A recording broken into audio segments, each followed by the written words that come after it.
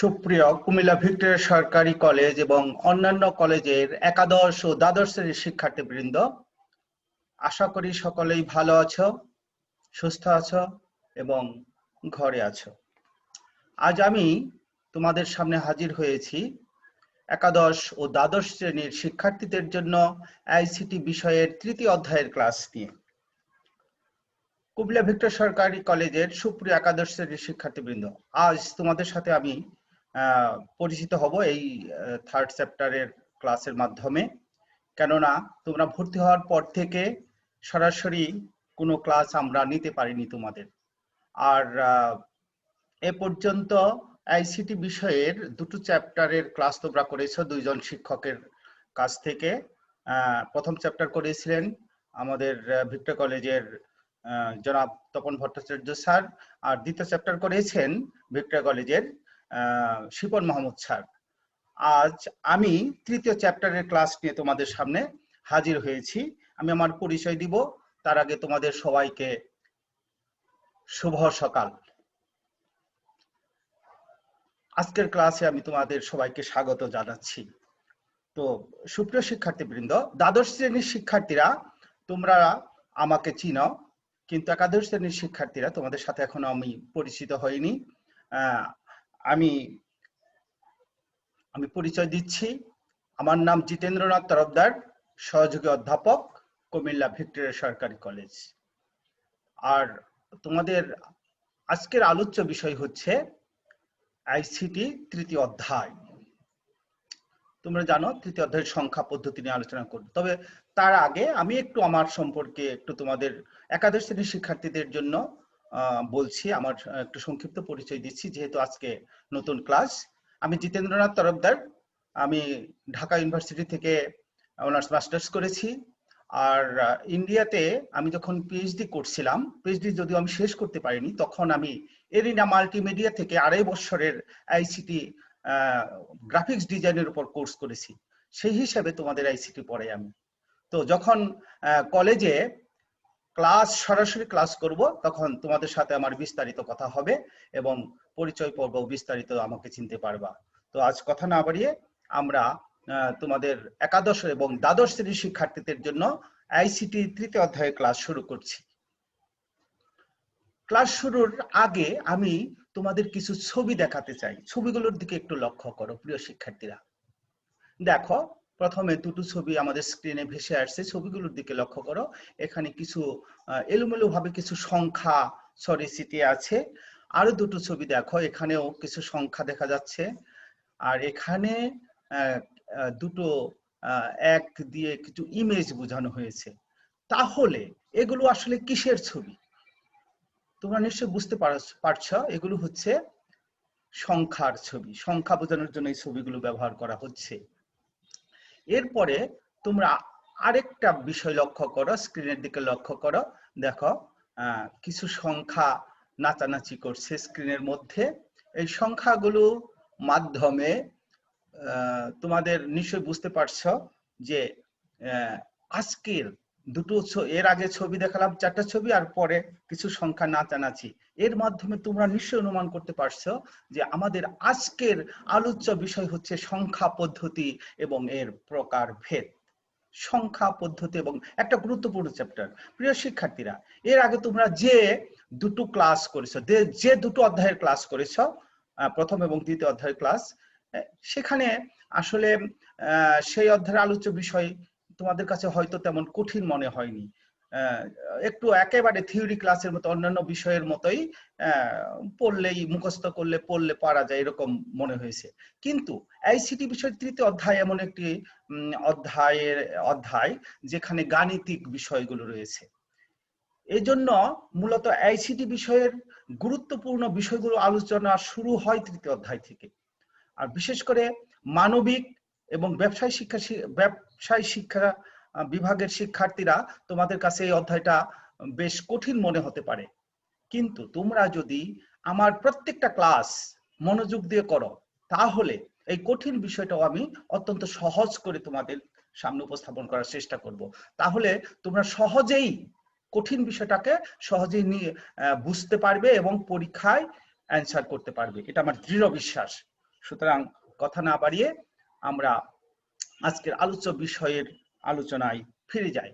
তো প্রথমে আমরা লক্ষ্য করি যে এই আজকের যে লেকচার দিব, এই লেকচার থেকে তোমরা কি কি বিষয় শিখতে পারবে। তাহলে এই পাঠ শেষে শিক্ষার্থীরা সংখ্যা পদ্ধতির ইতিহাস বর্ণনা করতে পারবে। আমরা একেবারে শুরু থেকে স্টার্ট করছি আর কি। আমরা সংখ্যা পদ্ধতির ইতিহাস থেকে একদম এই অধ্যায়ের যাবতীয় বিষয় নিয়ে আলোচনা করব স্টেপ বাই স্টেপ। দ্বিতীয় শিক্ষণফল হচ্ছে সংখ্যা পদ্ধতির ধারণা ব্যাখ্যা করতে পারবে। আর সর্বশেষ আজকের ক্লাসের সর্বশেষ শিক্ষণফল সংখ্যা পদ্ধতির প্রকারভেদ বর্ণনা করতে পারবে। প্রিয় শিক্ষার্থীরা, তোমরা একটা বিষয় লক্ষ্য করো, কোনো বিষয় কিন্তু একবারে হয় না, হঠাৎ করেই কোনো কিছু পাওয়া যায় না। কোনো কিছু পেতে হলে ধাপে ধাপে অগ্রসর হতে হয়। তোমরা যদি কোনো পুকুরে নেমে গোসল করতে চাও, তাহলে পাড়ে থেকে যদি লাফ দিয়ে গোসল করতে নামো, তাহলে তোমরা সাপের মুখে পড়তে পারো, হাঙ্গরের মুখে পড়তে পারো, বা যে কোনো বিপদ, পানিতে ডুবেও যেতে পারো। কিন্তু তোমরা যদি আস্তে আস্তে সেই পুকুরের পাড়ে যাও, তারপরে ঘাটে নামো, এরপর হাঁটু পানিতে, কোমর পানিতে, বুক পানিতে, তারপরে যদি গোসল করো, অনায়াসে কিন্তু গোসল করে নেমে উপরে উঠে আসতে পারবে। ঠিক একইভাবে যে কোনো কঠিন বিষয়কে তোমরা যদি ধাপে ধাপে অগ্রসর হও, আস্তে আস্তে সহজ থেকে আস্তে আস্তে কঠিনের দিকে অগ্রসর হয়, তাহলে কঠিন বিষয়টাও তোমাদের কাছে অত্যন্ত সহজ মনে হবে। আমরা সেই কাজটাই করছি। প্রথম অধ্যায়ের প্রথম ক্লাসে একেবারে প্রিলিমিনারি বিষয় তোমাদেরকে ধারণা দেব, সংখ্যা পদ্ধতির একেবারে প্রাথমিক ধারণা দেব। এরপরে আস্তে আস্তে আমরা কঠিনের দিকে অগ্রসর হব। প্রিয় শিক্ষার্থীরা, আশা করি তোমাদের ক্লাস ভালো লাগবে। আর এই শিখন ফলের আলোকেই আমরা এখন ক্লাসের গভীরতায় প্রবেশ করব। প্রথমেই সংখ্যা আবিষ্কারের ইতিহাস নিয়ে কথা বলবো। সংখ্যা কোত্থেকে আসলো, কেমন করে আসলো, কিভাবে আসলো? আমরা জানি সৃষ্টির আদি থেকেই মানুষের এই গণনা করার একটা প্রবণতা ছিল। তো মানুষের কোনো কিছু গণনা করার চেষ্টা থেকেই মূলত সংখ্যার জন্ম হয়েছে। গণনার বিভিন্ন পর্যায়ে, একেবারে শুরু থেকে আর কি আজ পর্যন্ত বিভিন্ন পর্যায়ে মানুষ আঙ্গুল, এই যে এখানে আঙ্গুলের ছবি দেওয়া আছে, মানুষ আঙ্গুল, তারপরে কাঠি, নুড়ি পাথর, এই যে এখানে নুড়ি পাথরের ছবি দেওয়া আছে, রশিতে গিরা অথবা মাটিতে বা দেওয়ালে দাগ কেটে, এই যে মাটি দেওয়ালে দাগ কেটে গণনা কার্য সম্পাদন করেছে। এভাবে গণনা শিক্ষার জন্য বিভিন্ন সাংকেতিক চিহ্ন, বর্ণ, সংখ্যা ইত্যাদি ব্যবহার করা হয়। গণনার জন্য বিভিন্ন ধরনের সাংকেতিক চিহ্ন বা বর্ণ ব্যবহৃত হয়, সংখ্যা ব্যবহৃত হয়। খ্রিস্টপূর্ব 3400 সালে হায়ারোগ্লিফিক্স চিহ্ন বা সংখ্যা পদ্ধতি ব্যবহারের মাধ্যমে সর্বপ্রথম গণনার কাজে লিখিত সংখ্যা বা চিহ্নের প্রচলন শুরু হয় বলে অনুমান করা হয়।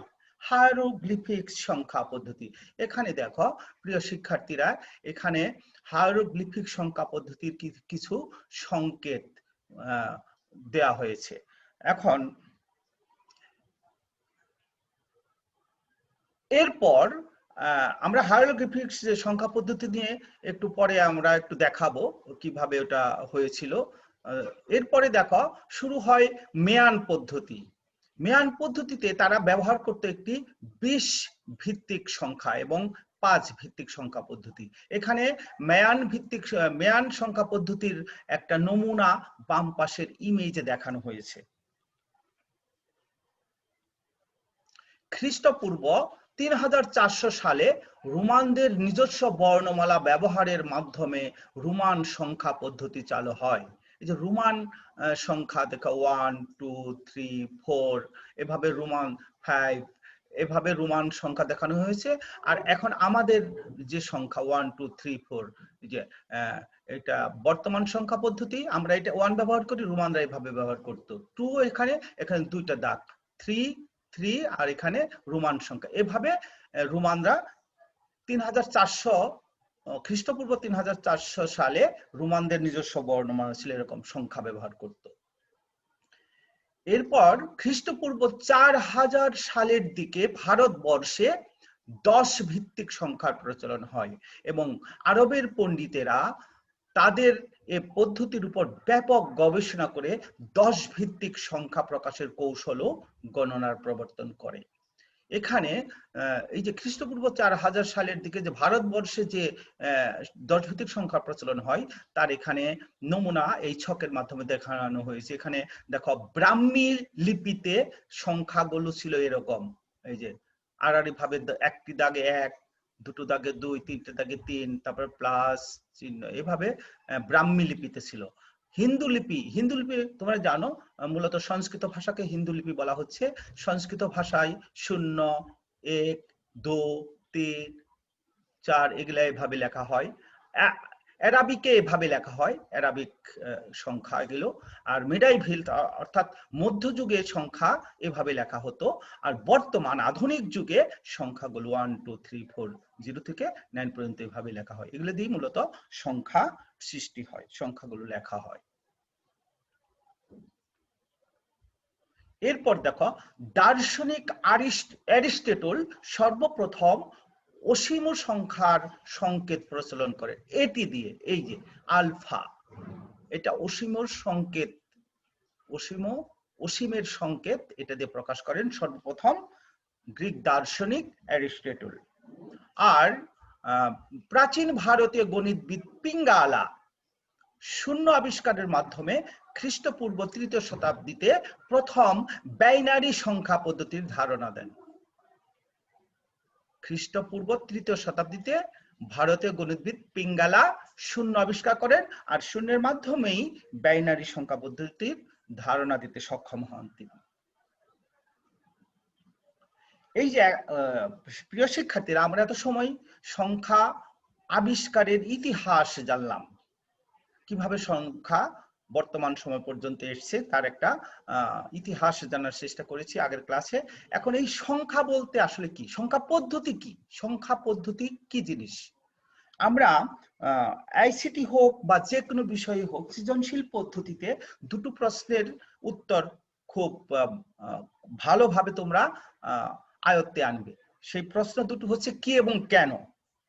কি এবং কেনর উত্তর যদি তোমরা ভালোভাবে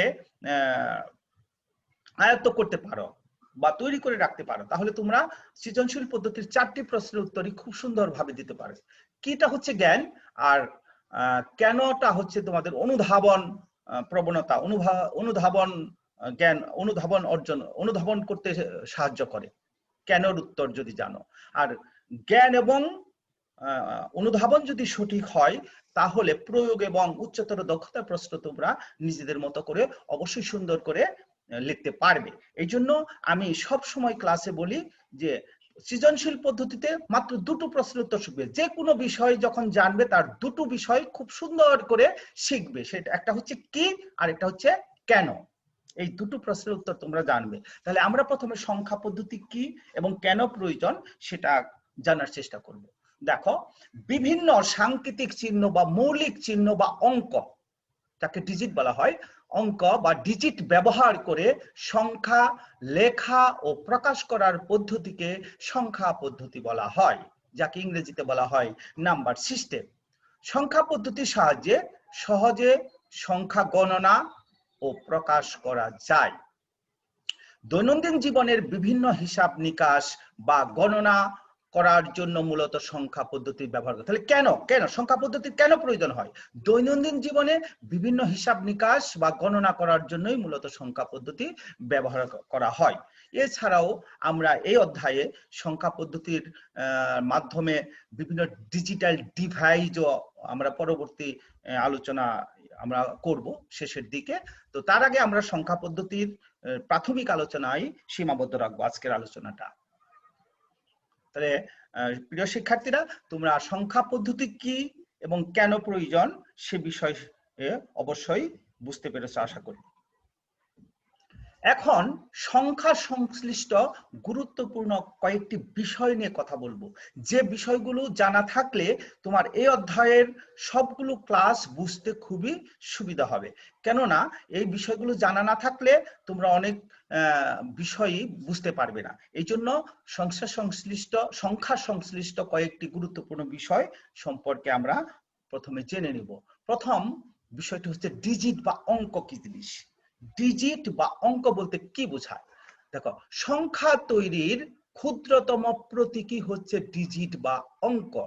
তাহলে সংখ্যা তৈরির ক্ষুদ্রতম প্রতীক হচ্ছে ডিজিট বা অঙ্ক।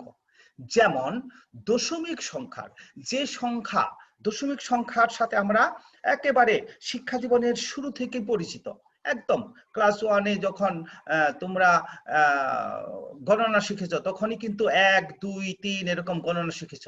তাহলে দশমিক সংখ্যার এই যে 0, 1, 2, 3 এবং বাইনারি সংখ্যা প্রকাশ করার জন্য 0 এবং 1 ব্যবহার করা হয়। এগুলো হচ্ছে ক্ষুদ্রতম প্রতীক। এই প্রতীকগুলোকেই বলা হচ্ছে ডিজিট বা অঙ্ক। আর এই ডিজিট বা অঙ্ক ব্যবহার করেই আমরা সংখ্যা তৈরি করি। দেখো, এই যে উদাহরণ দেওয়া হয়েছে এখানে, এই অঙ্ক ডিজিট বা অঙ্কগুলো ব্যবহার করে ৬২,৩৪৫ সংখ্যাটি গঠিত হয়েছে। তাহলে এই সংখ্যাটি ৬, ২, ৩, ৪, ৫ এই ৫টি আলাদা অঙ্ক বা ডিজিটের সমন্বয়ে গঠিত হয়েছে এই সংখ্যাটি। এখানে ইমেজের মাধ্যমেও সংখ্যা তৈরির বিষয়টি দেখানো হয়েছে। এরপরে আমরা যে বিষয়টি জানবো, সংখ্যা পদ্ধতির ভিত্তি বা বেস। তাহলে সংখ্যা পদ্ধতির ভিত্তি বা বেস, এটা একটা অত্যন্ত গুরুত্বপূর্ণ বিষয় এবং জ্ঞানমূলক প্রশ্নের মধ্যেও এই সংখ্যা পদ্ধতির ভিত্তি কি এই প্রশ্নটা আসে জ্ঞানমূলক প্রশ্নে। এটা খুবই গুরুত্বপূর্ণ একটা বিষয়। এই ভিত্তি না জানলে তোমরা পরবর্তীতে সংখ্যা পদ্ধতির যে পরিবর্তনের অঙ্কগুলো সেগুলো কিন্তু পারবে না। তাহলে সংখ্যা পদ্ধতির ভিত্তি বলতে কি বোঝায় অবশ্যই মনোযোগ দিয়ে বোঝার চেষ্টা করবে। দেখো, কোন সংখ্যা পদ্ধতিকে লিখে প্রকাশ করার জন্য যতগুলো মৌলিক চিহ্ন বা অঙ্ক ব্যবহার করা হয় তার সমষ্টিকে ওই সংখ্যা পদ্ধতির ভিত্তি বা বেজ বলা হয়। তাহলে যে কোনো সংখ্যা পদ্ধতির প্রকাশ করার জন্য যতগুলো মৌলিক অঙ্ক ব্যবহার করা হয়, আমরা আগের ক্লাসে মৌলিক অঙ্ক কি জিনিস সেটা আমরা দেখেছি, সেই যতগুলো ব্যবহার করা হয় তার সমষ্টিকে ওই সংখ্যা পদ্ধতির ভিত্তি বা বেজ বলা হয়। যেমন দশমিক সংখ্যা পদ্ধতিতে মৌলিক অঙ্ক আছে 10টি, 0 থেকে 9 পর্যন্ত এখানে 10টি চিহ্ন ব্যবহার করা হয়। তাহলে যেহেতু দশমিক সংখ্যা পদ্ধতিতে 10টি মৌলিক চিহ্ন রয়েছে, তাহলে দশমিক সংখ্যা পদ্ধতির ভিত্তি হচ্ছে এই জন্য 10। একইভাবে আরেকটা পদ্ধতি রয়েছে বাইনারি পদ্ধতি। এই প্রকারভেদ নিয়ে আমরা পরবর্তীতে আরো বিস্তারিত আলোচনা করব, তখন আরো ভালো বুঝতে পারবে। শুধু এখানে নামটা জেনে রাখো, বাইনারি সংখ্যা পদ্ধতিতে 0 এবং 1 এই দুটো মাত্র অঙ্ক ব্যবহার করা হয়। এই জন্য বাইনারি সংখ্যা পদ্ধতির ভিত্তি হচ্ছে 2।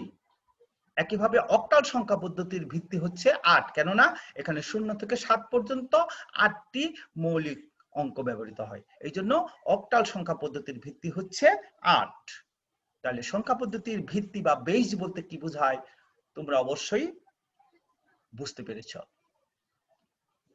এরপরে যে বিষয়টি শিখব সেটা হচ্ছে বিট। বিট কি জিনিস? দেখো, বাইনারি সংখ্যা পদ্ধতির এই যে বাইনারি সংখ্যা পদ্ধতিতে 0 এবং 1 এই দুটি মৌলিক অঙ্ককে বিট বলা হয়। তাহলে বাইনারি সংখ্যা পদ্ধতির 0 এবং 1 এই দুটি মৌলিক অঙ্ককে একত্রে বিট বলা হয়। এখানে বাইনারির ডিজিট, এখানে বাইনারির BI আর ডিজিটের T, এই বর্ণ কয়েকটি নিয়ে বিট শব্দটি গঠিত হয়েছে। তাহলে বাইনারি ডিজিট এই শব্দটির সংক্ষিপ্ত রূপই হচ্ছে বিট। বাইনারির বাই আর ডিজিটের টি, এই বিট। এরপরে আসো বাইট। বাইট কি জিনিস? দেখো, 8টি বিটের গ্রুপ নিয়ে গঠিত শব্দকে বাইট বলা হয়। 1 বাইট সমান হচ্ছে 1 ক্যারেক্টার। এখানে দেখো, এই যে বিট, এখানে 0 0 1 1 0 1 0 1 এগুলো বাইনারি, শুধু 0 আর 1 আছে। বাইনারি সংখ্যা পদ্ধতিতে এখানে 8টি অঙ্ক রয়েছে, 1 2 3 4 5 6 7 8। তাহলে 8টি গ্রুপ রয়েছে বলে 8 বিটে 1 বাইট, 1 বাইটস, 8 বিটসে 1 বাইট। আর শব্দ এক বা একাধিক বিট বা বাইট নিয়ে গঠিত শব্দকে কম্পিউটার শব্দ বলা হয়। তাহলে এক বা একাধিক বিট বা বাইট নিয়ে গঠিত শব্দকে কম্পিউটার শব্দ বলা হয়। সুতরাং 8 bit equal to 1 byte or 1 character, আর 16 বিটস ইকুয়াল টু 2 ক্যারেক্টার। এই ব্যাপারগুলো পরবর্তী ক্লাসে তোমরা অটোমেটিক্যালি অনুশীলন করতে করতে বুঝে যাবে। আজকে জাস্ট তোমরা এই বিষয়গুলো, এই টার্মগুলো জাস্ট মনে রাখার চেষ্টা করবে এবং বারবার পড়বে। এরপর আমরা শিখবো স্থানীয় মান বলতে কি বোঝায়। স্থানীয় মান নিয়ে আমরা যখন অঙ্ক করাবো তখন বিস্তারিত আলোচনা করব। আজ জাস্ট একটু তোমাদের প্রাথমিক আলোচনায় বিষয়টা সম্পর্কে ধারণা দিচ্ছি। সংখ্যাটির যে স্থানে অঙ্কটি বা প্রতীকটির অবস্থান তাকে স্থানীয় মান বলে।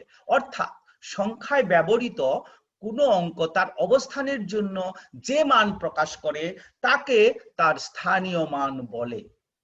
ভিত্তি যত তার উপর নির্ভর করে সংখ্যার ডান দিক থেকে বাম দিকে প্রতিটি স্থানীয় মানের যোগফলে একটি পূর্ণ সংখ্যা গঠিত হয়। এখানে আমরা এই যে 1 1 1 1 1 2 3 4 5 6 7 8 8টা 1 এখানে পাশাপাশি লেখা, এর স্থানীয় মান নির্ণয় করে এখানে দেখানো হয়েছে। দেখো প্রথমটা আছে, এই যে আমরা যখন তোমরা এটা পাটিগণিতেও শিখে আসছো যে সর্ব ডানে যেটা থাকে আমাদের সেটা হচ্ছে একক স্থান, তারপর একক, দশক, শতক, হাজার, অযুত, লক্ষ, নিযুত, কোটি, এভাবে আমরা স্থানীয় মান এর হিসাব করি। এটা প্রথমে আছে একক স্থানে আছে, তাহলে 1 1 ইন্টু 10 টু দি পাওয়ার 0।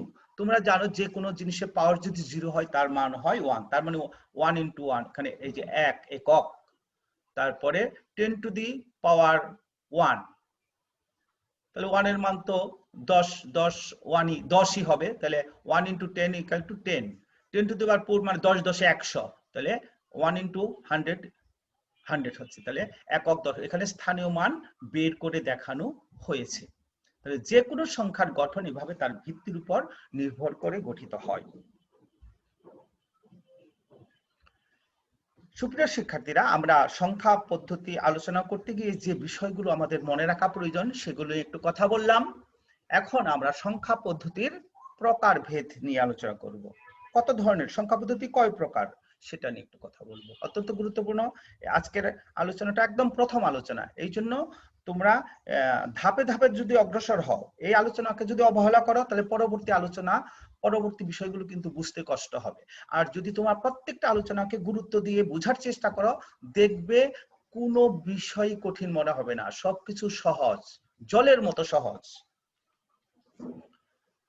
তাহলে সংখ্যা পদ্ধতির প্রকারভেদ, উপস্থাপন বা প্রকাশের পদ্ধতির উপর ভিত্তি করে সংখ্যা পদ্ধতি 2 প্রকার, যথা পজিশনাল সংখ্যা পদ্ধতি আর 2 নম্বর হচ্ছে নন পজিশনাল সংখ্যা পদ্ধতি।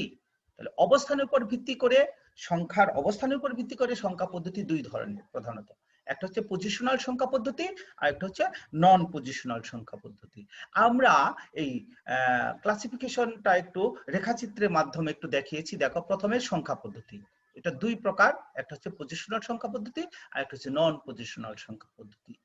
আর পজিশনাল সংখ্যা পদ্ধতি আবার 4 প্রকার, সেটা হচ্ছে আমরা একটু আলোচনা করেছি আগেও, বাইনারি সংখ্যা পদ্ধতি, অক্টাল সংখ্যা পদ্ধতি, ডেসিমাল সংখ্যা পদ্ধতি এবং হেক্সাডেসিমাল সংখ্যা পদ্ধতি। নন পজিশনাল সংখ্যা পদ্ধতি, এটা কোনো অবস্থানের উপর নির্ভর করে না বলে একে বলা হয় নন পজিশনাল সংখ্যা পদ্ধতি, এর কোনো প্রকারভেদ নেই। আমরা পরের আলোচনায় এগুলো নিয়ে বিস্তারিত একটু কথা বলছি। দেখো পজিশনাল সংখ্যা পদ্ধতি বলতে কি বোঝায় সেটা আগেও বলেছি আমি, তারপর এখন সরাসরি বলছি। দেখো বর্তমানে বহুল প্রচলিত সংখ্যা পদ্ধতি হচ্ছে পজিশনাল সংখ্যা পদ্ধতি। যে সংখ্যা পদ্ধতি উপস্থাপনের জন্য সংখ্যা পদ্ধতিতে ব্যবহৃত মৌলিক চিহ্ন বা বেস বা ভিত্তি এবং এর স্থানীয় মান থাকতে হয় তাকে পজিশনাল সংখ্যা পদ্ধতি বলে। অর্থাৎ পজিশনাল সংখ্যা পদ্ধতিতে প্রত্যেকটা অঙ্কের একটা পজিশন থাকতে হয়, মানে অবস্থান থাকতে হয়, এই জন্য এর নাম হচ্ছে পজিশনাল সংখ্যা পদ্ধতি। এ ধরনের সংখ্যা পদ্ধতিতে সংখ্যার মান ব্যবহৃত অঙ্কসমূহের পজিশন বা অবস্থানের উপর ভিত্তি করেই নির্ণয় করা হয়। এখানে এই বক্সের মধ্যে দেখো পজিশনাল নাম্বার সিস্টেমটা দেখানো হয়েছে। এখানে 3, 2, 9, এখানে 9 হচ্ছে একক, এই যে 9 × 10⁻0, 0 মানে 1, 10⁻0 মানে হচ্ছে 1, তাহলে 9 একক। আর 2 × 10⁻1, তার মানে এখানে 10 মানে দশক। আর এটা 3 × 10⁻2, তার মানে 10 10 100, মানে শতক। তার মানে 3 শতক 2 দশক 9 একক, তার মানে 329 প্রকাশ পাচ্ছে। একইভাবে এটার বিশ্লেষণ পজিশন দেখানো হয়েছে। এরপরে আসো নন পজিশনাল সংখ্যা পদ্ধতি। আমরা চিত্রের মাধ্যমে এই নন পজিশনাল সংখ্যা পদ্ধতির কয়েকটি প্রতীক দেখিয়েছিলাম। আমরা এখানে একটু বিস্তারিত তোমাদের দেখানোর চেষ্টা করব। তাহলে নন পজিশনাল সংখ্যা পদ্ধতি আসলে বলতে কি বোঝায় দেখো, যে পদ্ধতিতে সংখ্যার মান ব্যবহৃত চিহ্ন বা অঙ্ক সমূহের পজিশন বা অবস্থানের উপর নির্ভর করে না, তাকে নন পজিশনাল সংখ্যা পদ্ধতি বলে। আর পজিশনাল সংখ্যা পদ্ধতি পজিশনের উপর নির্ভর করে বলে পজিশনাল সংখ্যা পদ্ধতি। আর নন পজিশনাল সংখ্যা পদ্ধতির অঙ্কগুলো পজিশনের উপর নির্ভর করে না বলেই একে বলা হয় নন পজিশনাল সংখ্যা পদ্ধতি। নন পজিশনাল সংখ্যা পদ্ধতিতে কোনো বেস বা ভিত এবং স্থানীয় মান থাকে না। এই পদ্ধতিতে গাণিতিক কাজ করা খুব জটিল, কিন্তু পজিশনাল সংখ্যা পদ্ধতিতে আমরা গাণিতিক কাজ করতে অভ্যস্ত। তাহলে এর নন পজিশনাল সংখ্যা পদ্ধতির একটা উদাহরণ হচ্ছে প্রাচীন হায়ারোগ্লিফিক্স সংখ্যা পদ্ধতি। নামটা মনে থাকবে তো, হায়ারোগ্লিফিক্স। আমরা কিন্তু যখন তোমাদের প্র্যাকটিক্যাল আইসিটির প্র্যাকটিক্যাল হবে, যখন ভাইভা আসবে, আমরা কিন্তু এই ধরনের প্রশ্ন জিজ্ঞেস করব, একটা নন পজিশনাল সংখ্যা পদ্ধতির উদাহরণ দাও, তখন তোমরা বলতে হবে হায়ারোগ্লিফিক্স সংখ্যা পদ্ধতি। এখানে নন পজিশনাল সংখ্যা পদ্ধতিতে ব্যবহৃত কয়েকটি প্রতীক দেখানোর আমরা চেষ্টা করেছি। দেখো এখানে কিছু ছবি দেখা যাচ্ছে। এখানে এই ছবিগুলো দেখে তোমরা কি, এখানে একটা পাখির ছবি, এখানে একটা রয়্যাল বেঙ্গল টাইগারের ছবি। তাহলে এই প্রতীকগুলো মূলত ব্যবহৃত হয়। দেখো এই প্রতীকগুলো কি, দেখো এটা হচ্ছে হাতিয়ার, এটা হচ্ছে পশু পাখি জীবজন্তু। এই প্রতীকের মাধ্যমে মূলত নন পজিশনাল সংখ্যা পদ্ধতির অঙ্কগুলো লেখা হয়। এখানে একটা ছবি দেখো তোমরা, এখানে দেখো এই যে প্রতীকগুলোর মাধ্যমে এখানে আধুনিক সংখ্যাগুলো দেখানো হচ্ছে। 3224 লিখতে হায়ারোগ্লিফিক্স পদ্ধতিতে এখানে দেখো এই যে দণ্ডের উপরে এটাকে বলা হচ্ছে লোটাস ফ্লাওয়ার। এর মান হচ্ছে মূলত লোটাস ফ্লাওয়ারের মান হচ্ছে 1000। তাহলে এখানে 3000 আছে বলে 3টা লোটাস ফ্লাওয়ারের ছবি। তারপর এখানে রোপ কয়েলের ছবি দেওয়া আছে, কয়েল অফ রোপ, এর মান হচ্ছে 100। তাহলে 3200, তার মানে 2টা রূপ কয়েল। তারপরে আছে 44 কে ঘুরতে 40 এবং 4। এখানে দেখো এই যে এখানে এটার হিল বোন আর্চ, এটা হিল বোন, এর মান হচ্ছে 10। তাহলে 4টা 10-এ কিন্তু 40, তাহলে 40। আর এখানে একটা করে স্ট্রোক আছে, এখানে একটা স্ট্রোক মানে 1, এখানে 4, তাহলে এই জন্য 3240। এভাবে প্রতীকের মাধ্যমে হায়ারোগ্লিফিক সংখ্যা পদ্ধতি তৈরি করা, মানে আগে ব্যবহৃত ছিল।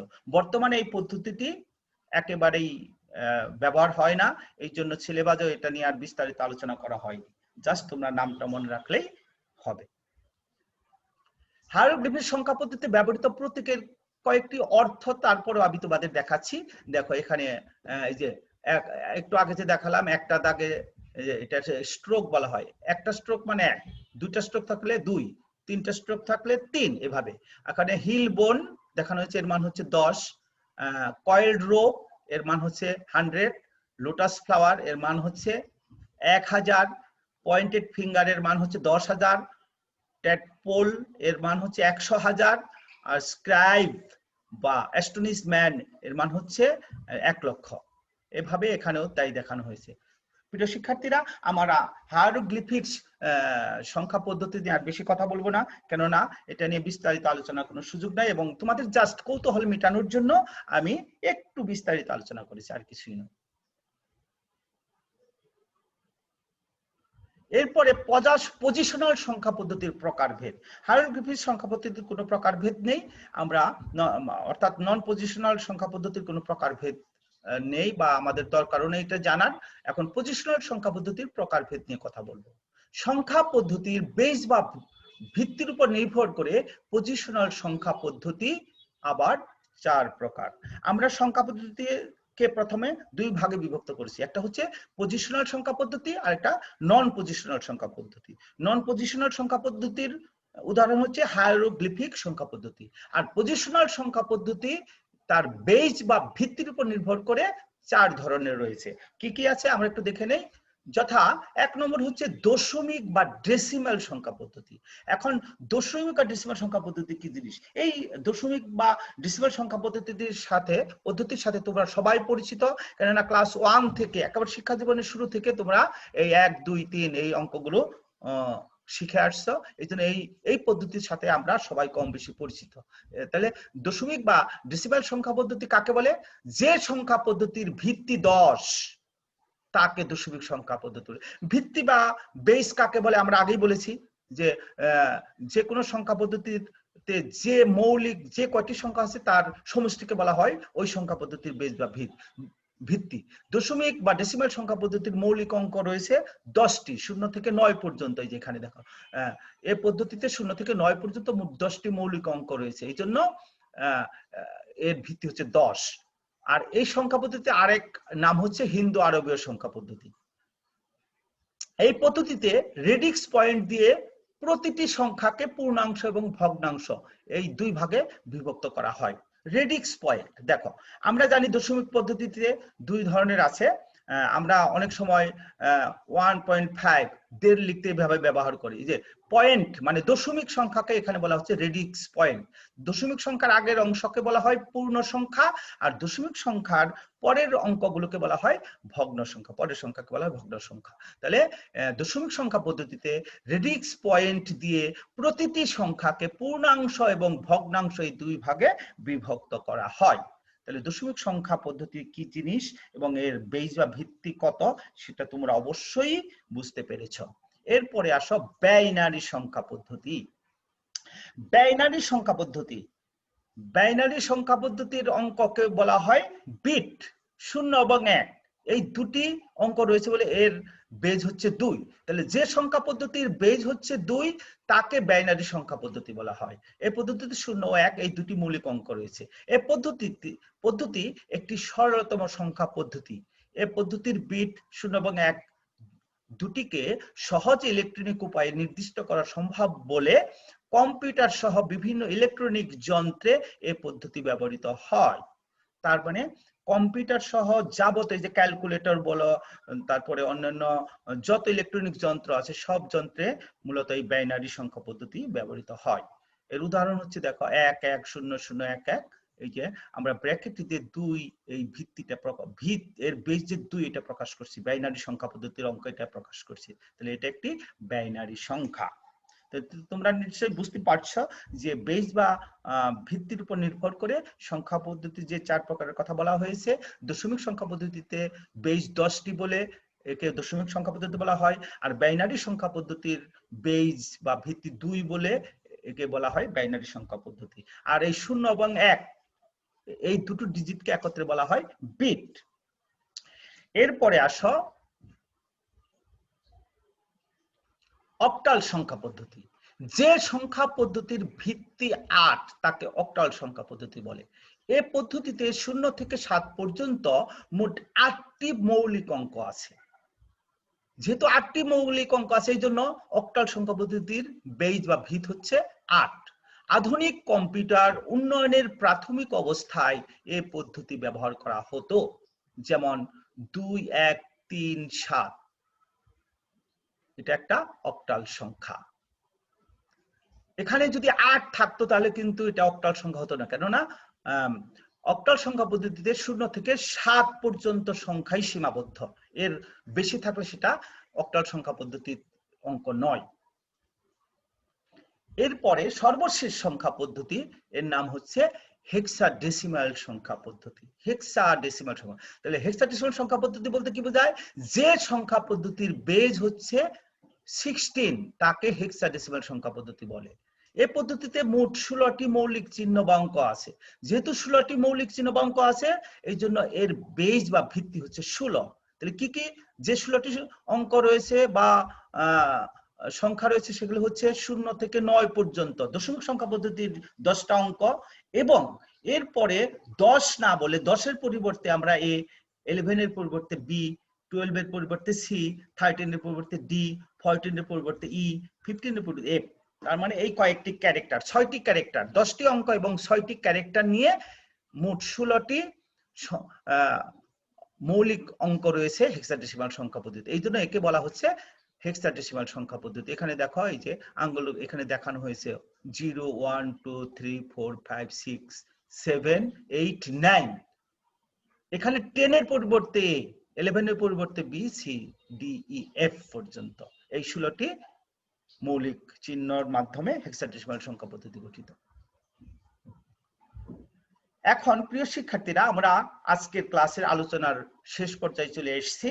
আমরা আজকে সংখ্যা পদ্ধতির ইতিহাস, তারপরে সংখ্যা পদ্ধতি বলতে কি বোঝায় এবং কেন ব্যবহৃত হয়, সংখ্যা পদ্ধতি কত ধরনের, তারপরে প্রাচীন একটা সংখ্যা পদ্ধতির উদাহরণ আমরা দেখেছি। এরপরে পজিশনাল সংখ্যা পদ্ধতির প্রকারভেদ নিয়ে আলোচনা করেছি। পরবর্তী ক্লাসে এই পজিশনাল সংখ্যা পদ্ধতির যে প্রকারভেদ এর রূপান্তর নিয়ে কথা বলবো। অত্যন্ত গুরুত্বপূর্ণ ক্লাস। এগুলো না জানলে তাহলে রূপান্তর তোমরা কিছুই বুঝতে পারতে না। তাহলে আজকের ক্লাস আমরা যে বিষয় আলোচনা করেছি, তোমরা আইসিটি বই থেকে এই বিষয়গুলো আবার পুনরায় নিজে নিজে পড়ে সেটা নিজের আয়ত্তে আনার চেষ্টা করবে। তাহলে দ্বিতীয় ক্লাসে যে সংখ্যা পদ্ধতির রূপান্তর অঙ্ক করাবো সেটা তোমাদের বুঝতে খুবই সহজ হবে। এখানে আমরা বাইনারি, অক্টাল, দশমিক, হেক্সাডেসিমাল সংখ্যা পদ্ধতির একটা সমতুল্য ছক দেখিয়েছি। দেখো, দশমিক সংখ্যা 0 থেকে 9 পর্যন্ত মৌলিক যে 10টি চিহ্ন রয়েছে সেটা দেখানোর পরে আমরা আবার 1 আর 0-এর মাধ্যমে 10, 11, 12, 13, 14, 15, 16, 17, 18 এরকম আমরা লক্ষ কোটি পর্যন্ত আমরা গণনা করতে পারি। কিন্তু বাইনারিতে দেখো, সেখানে শুধু ব্যবহৃত হয় 0 এবং 1। এর পরের সংখ্যা 0 এবং 1-এর পরে পরবর্তী সংখ্যা হচ্ছে 10, তারপরে 11, তারপরে 100। এইভাবে বাইনারি সংখ্যা দশমিক সংখ্যার 4 আর এখানে বাইনারি সংখ্যার 100 সমান, দশমিক সংখ্যা পদ্ধতির 5, বাইনারি সংখ্যার 101 সমান। এগুলো আমরা অঙ্ক করাবো যখন, তখন ব্যাপারগুলো বুঝতে পারবা।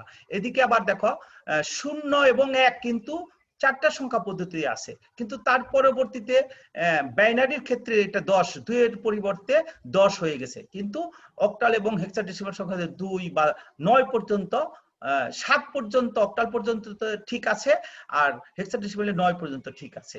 এর পরিবর্তে দেখো আবার 9-এর পরিবর্তে 10 লেখা প্রয়োজন ছিল, এখানে 10 না লিখে 11 করা হয়েছে। আর এখানে দেখো অক্টাল সংখ্যা পদ্ধতিতে 7-এর পরে 10 চলে এসেছে। তার মানে যখনই যে কোনো সংখ্যা পদ্ধতির মৌলিক অঙ্কগুলো শেষ হওয়ার পর পরবর্তী সংখ্যাটা হয় 10, এফ এর পরে আবার হেক্সাডেসিমালের পরবর্তী সংখ্যা হবে 10। এভাবে একটা সমতুল্য ছক দেখানো হয়েছে। পরবর্তী ক্লাসে অঙ্ক করার মাধ্যমে তোমরা নিজেরাই এটা তৈরি করতে পারবে বলে আমি দৃঢ়ভাবে বিশ্বাস করি। তো সুপ্রিয় শিক্ষার্থী বন্ধুরা, আজ আর আমার আলোচনা দীর্ঘায়িত করব না, প্রথম ক্লাস, এই জন্য আজকের আলোচনা আমি এখানে শেষ করতে চাচ্ছি। তবে আলোচনা শেষ করার আগে তোমাদের পাঠ মূল্যায়নের উপর একটা প্রশ্ন, সংখ্যা পদ্ধতির বেস বা ভিত্তি বলতে কি বোঝায়, অবশ্যই তোমরা পারবে, কেননা এটা নিয়ে আমি বিস্তারিত আলোচনা করেছি।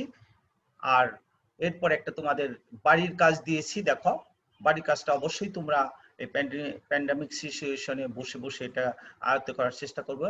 বাড়ির কাজের মধ্যে আছে, দেখো, প্রথম সংখ্যা পদ্ধতি কি, বিভিন্ন প্রকার সংখ্যা পদ্ধতি বর্ণনা করা, অবশ্যই তোমরা এটা তৈরি করবে।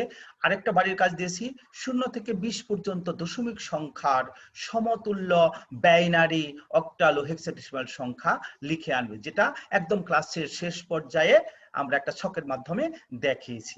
পরবর্তীতে তোমরা অঙ্ক করার মাধ্যমে এই রূপান্তরগুলো তোমরা সহজেই উপলব্ধি করতে পারবে। তো প্রিয় শিক্ষার্থীরা, আজ আর ক্লাস দীর্ঘায়িত করব না। আমি আশা করি আমার আজকের লেকচার তোমাদের ভালো লেগেছে।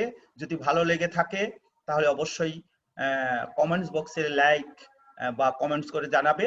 এবং তোমরা কিভাবে ক্লাস নিলে আরো তোমাদের বুঝতে সুবিধা হয় বা কোনো ধরনের যদি ইনকোয়ারি থাকে তোমরা অবশ্যই কমেন্ট বক্সে লিখে জানাবে, আমি সেভাবে তোমাদেরকে সময় দেওয়ার চেষ্টা করব।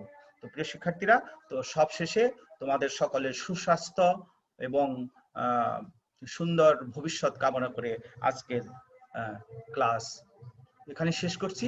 সবাইকে ধন্যবাদ।